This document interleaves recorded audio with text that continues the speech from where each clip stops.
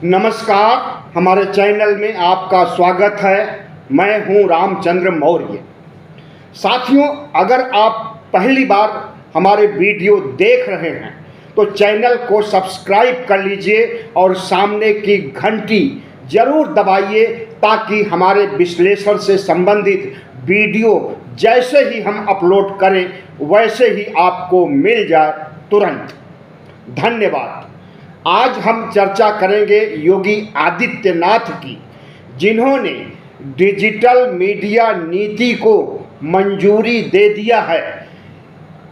मंजूरी होने के बाद अब social media, YouTube, Facebook, Instagram, x पर जो रील या वीडियो बना करके डाले जाएंगे उस पर उत्तर प्रदेश सरकार की नज़र रहेगी और जो वीडियो उत्तर प्रदेश या भारत सरकार के खिलाफ होंगे, जो सच्चाइयों को उजागर करेंगे, जन समस्याओं को सामने रखेंगे, उन्हें दंडित करने का काम किया जाएगा।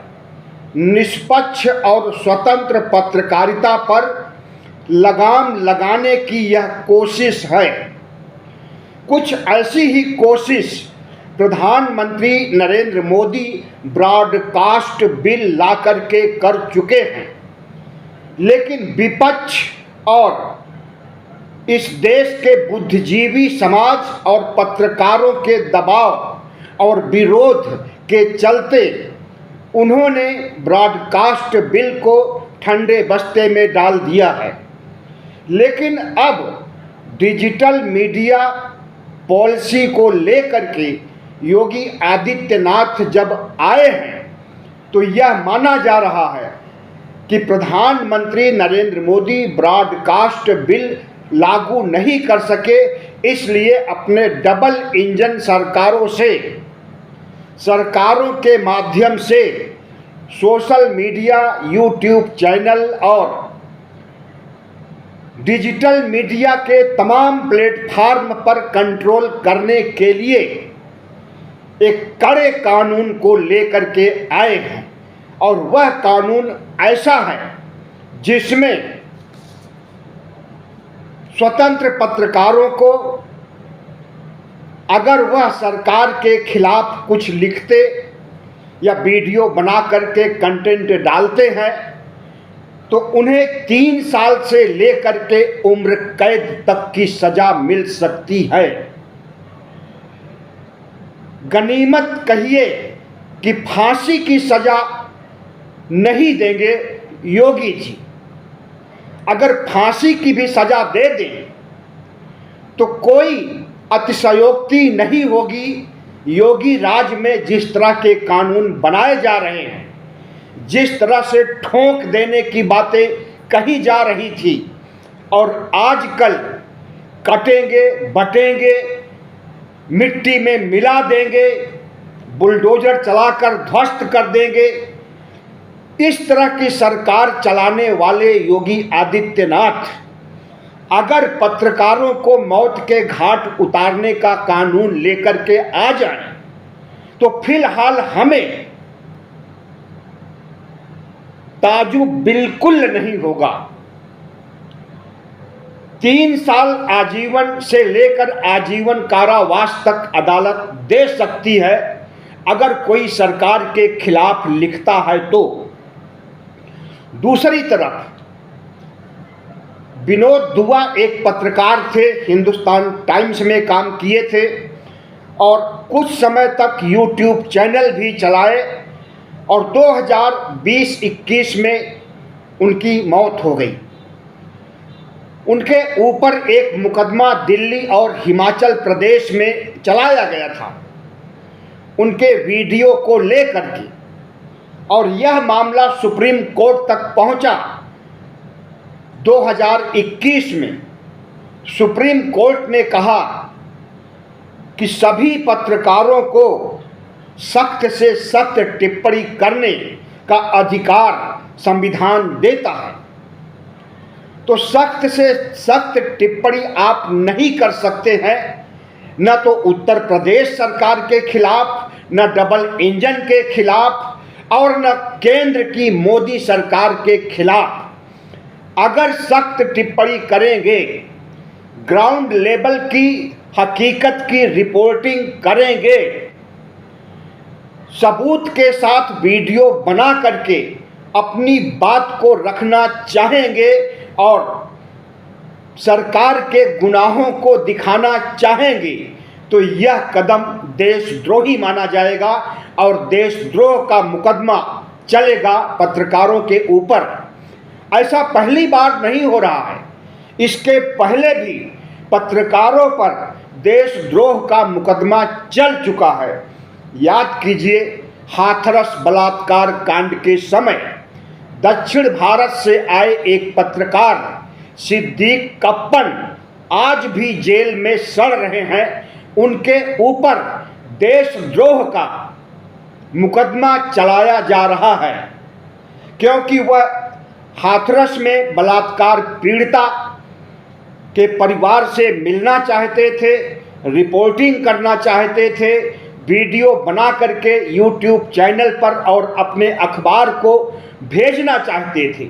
यह सब काम तो वह नहीं कर सके, लेकिन जेल जरूर चले गए योगी आदित्यनाथ की कृपा से, और आज भी वह देशद्रोह के कानून में जकड़े हुए हैं, जेलों में बंद हैं। सिर्फ सिद्दीक कप्पन की ही बात नहीं है।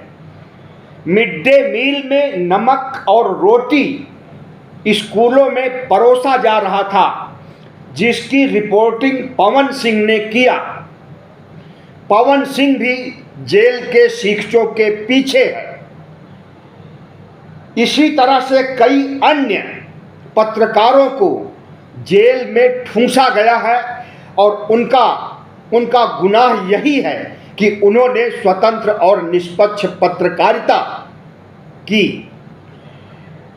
प्रधानमंत्री नरेंद्र मोदी की सरकार अगर सच्चाई का आईना दिखाया जाए तो पसंद नहीं है।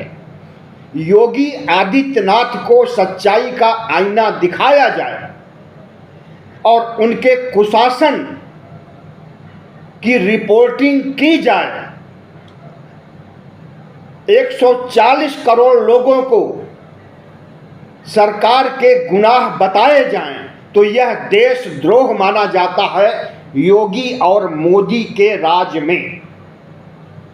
इसीलिए ब्रॉडकास्ट बिल लाया गया, लेकिन भारी विरोध के बाद उसे वापस किया गया। लेकिन डिजिटल मीडिया पॉलिसी को मंजूरी दे करके डिजिटल मीडिया यानी YouTube channel, Facebook, Instagram, x, तमाम प्लेटफार्म जो डिजिटल मीडिया के हैं, इस पर आप सरकार के खिलाफ कुछ नहीं बोल और लिख सकते हैं। ऐसी रील या वीडियो आप नहीं डाल सकते हैं जिससे कि सरकार की भद्द पिटती हो, जिसमें लोगों के दुख तकलीफ व्यक्त किए गए हैं। मोदी और योगी राज में ऐसे वीडियो आप नहीं डाल सकते हैं। यानी कानून व्यवस्था, शिक्षा, बेरोजगारी, अग्निवीर, गरीबी पर सवाल आप नहीं उठा सकते हैं। अगर सवाल उठाएंगे तो इसे राष्ट्रद्रोह माना जाएगा और मुकदमा चलाया जाएगा और 3 साल से लेकर के आजीवन कारावास तक आपको भुगतना पड़ सकता है। तो जाहिर है कि योगी सरकार की डिजिटल मीडिया पॉलिसी खुद ही देशद्रोही प्रवृत्ति की है, जो कि स्वतंत्र और निष्पक्ष पत्रकारों को जेल में डालने के लिए बनाई गई है।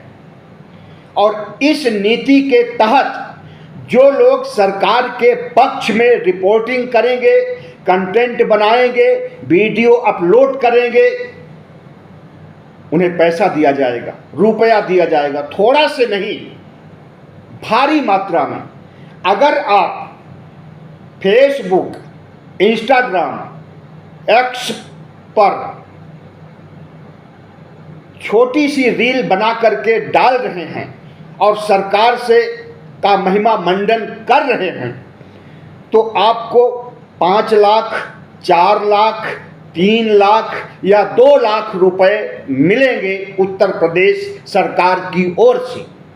सिर्फ उत्तर प्रदेश के ही नहीं, उत्तर प्रदेश के बाहर के लोगों को भी मिलेंगे ये पैसे। और अगर आप YouTube चैनल पर वीडियो बना करके डाल रहे हैं, सरकार की वाहवाही कर रहे हैं, तो आपको 8 लाख, 7 लाख, 6 लाख और 4 लाख प्रति माह मिलेंगे। आपके व्यूवर और सब्सक्राइबर या फॉलोवर को देखते हुए यह राशि निर्धारित की जाएगी। आपके वीडियो पर विज्ञापन चलाया जाएगा और उसके बाद पैसा दिया जाएगा। लेकिन अगर आप निष्पक्ष रिपोर्टिंग कर रहे हैं, समाज के दुख तकलीफ को, समाज की पीड़ा को उजागर कर रहे हैं अपने वीडियो में, तो ऐसे वीडियो देशद्रोही माने जाएंगे और आपको 3 साल से लेकर उम्र कैद तक की सजा दी जाएगी। तो समझ लीजिए कि योगी आदित्यनाथ की सोच क्या है और किस तरह से जन्माष्टमी के दिन उन्होंने बटोगे तो कटोगे जैसी बातें कहते हैं। एक त्योहार के दिन खुद धार्मिक हैं, कृष्ण को भी मानते हैं, राम को भी मानते हैं, 33 करोड़ देवी देवताओं को मानते हैं, 1-2 देवी देवता को नहीं मानते। ऐसे व्यक्ति काटने मारने की बात त्योहार के दिन मथुरा में जाकर के करे और उसके दूसरे दिन पत्रकारों का मुंह बंद करने के लिए, पत्रकारिता को तिलांजलि देने के लिए, पत्रकारिता की अर्थी उठाने के लिए डिजिटल मीडिया पॉलिसी लेकर के आए और पत्रकारों को डरवाने और प्रलोभन देने का काम करे, तो इसे क्या कहा जा सकता है मोदी और योगी राज में। प्रधानमंत्री नरेंद्र मोदी ने जिस तरह से ब्रॉडकास्ट बिल को वापस लिया, हमें लगता है कि योगी आदित्यनाथ को भी यह पॉलिसी भी वापस लेने पड़ेगी, क्योंकि अभी 1 दिन हुआ है पॉलिसी आए हुए, और जब यह पॉलिसी जंगल में आग की तरह मीडिया में गूंजेगी, जन जन तक पहुंचेगी, तो इसकी चिंगारी से घायल होने में योगी सरकार को वक्त नहीं लगेगा। और विपक्ष भी बड़ा मुद्दा बनाएगा, पत्रकार भी मुद्दा बनाएंगे और इस देश के बुद्धिजीवी भी इसे बड़ा मुद्दा बनाएंगे। हमें याद आ रहा है चारण और भाट का। प्राचीन काल तो नहीं कहेंगे, मध्यकाल में राजे रजवाड़े जो होते थे तो उस समय सामंती व्यवस्था होती थी। सामंत लगान वसूलते थे किसानों से, मजदूरों से, और उस लगान को राजे रजवाड़ों तक पहुंचाते थे।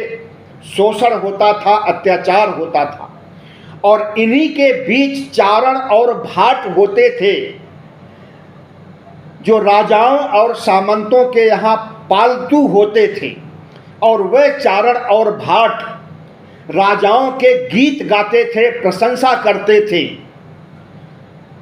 उसी तरह से आज गोदी मीडिया नरेंद्र मोदी और योगी सरकार का चारण और भाट बन गया है। डिजिटल मीडिया और सोशल मीडिया, जो कि राष्ट्रीय मीडिया का काम आजकल कर रहा है, जन जन तक समाज की जैसी तस्वीर है वैसी तस्वीर पेश कर रहा है, खबरों को संप्रेषण कर रहा है, विश्लेषण कर रहा है।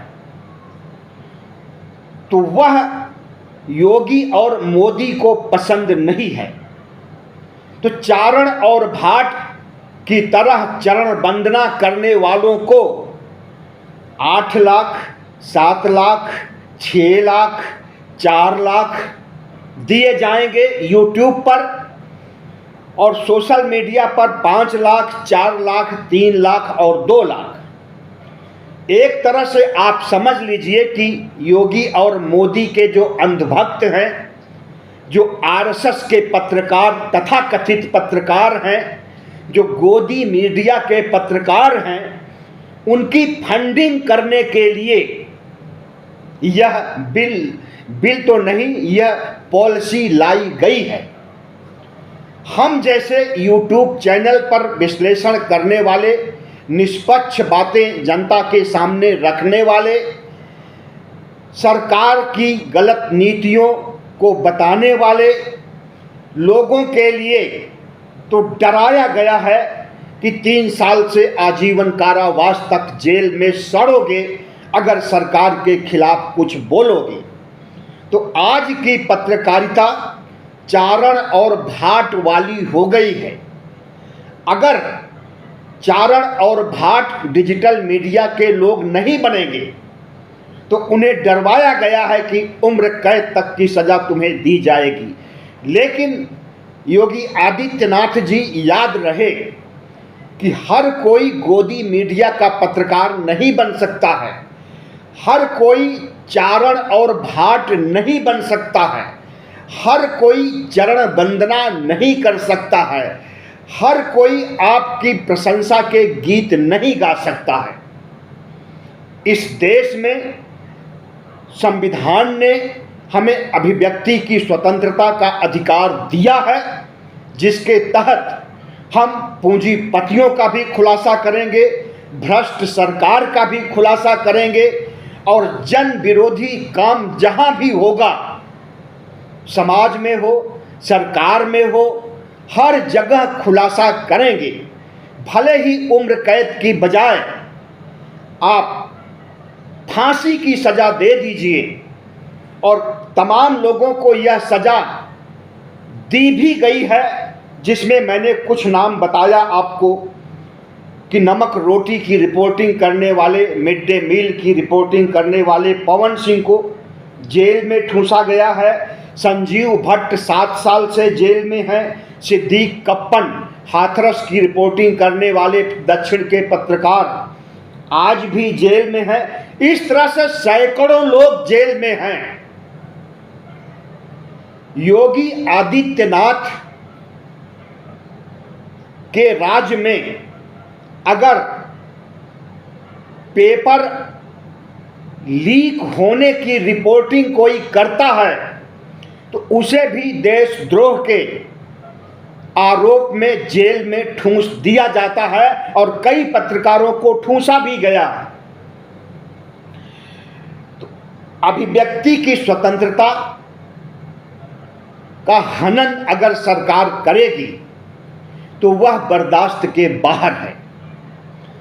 अगर सरकार स्वतंत्र पत्रकारों का मुंह बंद करेगी तो वह इस देश के खिलाफ है। अगर सरकार पत्रकारों पर दमन करेगी, हमले करेगी, प्रहार करेगी, तो हम समझते हैं कि इस देश की जनता बर्दाश्त नहीं करेगी। खास करके 98 करोड़ मतदाता बर्दाश्त नहीं करेंगे। याद रहे योगी आदित्यनाथ जी, 10 सीटों पर उपचुनाव उत्तर प्रदेश में बहुत जल्द होने वाला है, और इस डिजिटल मीडिया पॉलिसी को अगर आप कुछ दिनों में वापस नहीं लेंगे तो इसी की वजह से आपकी भारी हार हो सकती है। जिस तरह से संविधान की वजह से लोकसभा चुनाव में हार हुई है, उसी तरह से डिजिटल मीडिया पॉलिसी पत्रकारों का मुंह बंद करने, संविधान में वर्णित अभिव्यक्ति की स्वतंत्रता का हनन करने की सजा आपको बहुत जल्द मिलने वाली है। प्रधानमंत्री नरेंद्र मोदी का गैंग, आईटी सेल, इनके कार्यकर्ता, आरएसएस के लोग सब भगवा गैंग में ही आते हैं। आजकल ये पश्चिम बंगाल में ममता दीदी के पीछे पड़े हुए हैं और बलात्कार जो हुआ था डॉक्टर महिला का, उसकी वजह से सरकार गिराना चाहते हैं ममता बनर्जी की, या यूं कहें कि राष्ट्रपति शासन लगाना चाहते हैं। और इसके लिए राष्ट्रपति तक को मोहरा बना लिया। राष्ट्रपति का भी बयान आज आ गया द्रौपदी मुर्मू का कि इस घटना से हम बहुत डरे सहमे हुए हैं। राष्ट्रपति जिसके पास सुरक्षा की फौज है, घुड़सवार हैं, सेना के लोग हैं, तमाम सशस्त्र बल के लोग आगे पीछे चलते हैं, वह उस बलात्कार की वजह से डरी हैं जो अस्पताल में हुआ था। लेकिन एक बलात्कार के लिए राष्ट्रपति द्रौपदी मुर्मू आकर के इस तरह का बयान दे रही हैं। लेकिन भारतीय जनता पार्टी के राज में जितने बलात्कार डबल इंजन के राज्यों में हो रहे हैं, उनकी ओर द्रौपदी मुर्मू की नज़र नहीं है। महाराष्ट्र में 2 बच्चियों के साथ, 4-5 साल की बच्चियों के साथ आरएसएस के स्कूल में आरएसएस के स्टाफ ने, या यूं कहें कि सफाई कर्मी ने, स्कूल के सफाई कर्मी ने बलात्कार किया और इसे दबाने की कोशिश की गई। और जब बाहर पता चला तो पता चला कि एफआईआर तक नहीं दर्ज किया गया। महाराष्ट्र बंद करने की नौबत आ गई, लेकिन कोर्ट ने रद्द कर दिया कि महाराष्ट्र बंद नहीं होगा। इसलिए 24 अगस्त को महाराष्ट्र बंद नहीं हो सका। वरना यह बीभत्स घटना कोलकाता की घटना से ज़्यादा भयावह है। उत्तर प्रदेश में आए दिन ऐसी घटनाएं होती हैं जैसे कोलकाता में हुई हैं। अभी कल की बात है, फर्रुखाबाद में 2 दलित लड़कियों को पेड़ से लटका दिया गया था। जन्माष्टमी में गई हुई थी मथुरा की लड़कियां, मंदिर में भजन कीर्तन सुनने, जन्माष्टमी मनाने, त्यौहार मनाने, लेकिन वह घर नहीं लौट सकी और उन्हें लटका दिया गया पेड़ पर। पता चलेगा बलात्कार किया गया था या कैसे लटक गई थी या अपने से लटक गई थी। लेकिन उम्मीद है कि बलात्कार करके ऊंची जातियों के लोगों ने उसे लटकाया होगा। उन्नाव में क्या हुआ, कुलदीप सेंगर ने क्या किया, कितनी बीभत्स घटना की, एक परिवार का ही खात्मा कर दिया। इसी तरह से हाथरस में और बदायूं में, फर्रुखाबाद में क्या हुआ, कितनी बलात्कार की घटनाएं आए दिन होती रहती हैं। उसकी तरफ राष्ट्रपति द्रौपदी मुर्मू की नज़र नहीं है, क्योंकि वह भारतीय जनता पार्टी के राज्य में होती हैं। लेकिन अगर ममता बनर्जी के राज्य में एक घटना हो गई जिसे कि हम जायज़ नहीं कहते हैं, सज़ा मिलनी चाहिए दोषियों को, हर जगह के दोषियों को सज़ा मिलनी चाहिए। और सबसे बड़ी बीभत्स घटना तो मणिपुर में हुई है, जिसमें 1-2 नहीं तमाम महिलाओं को प्रताड़ित किया गया, यौन शोषण किया गया, बलात्कार किया गया, महिलाओं को नंगा करके टहलाया गया, कैमरे के सामने उनके गुप्तांगों में उंगली डाली गई।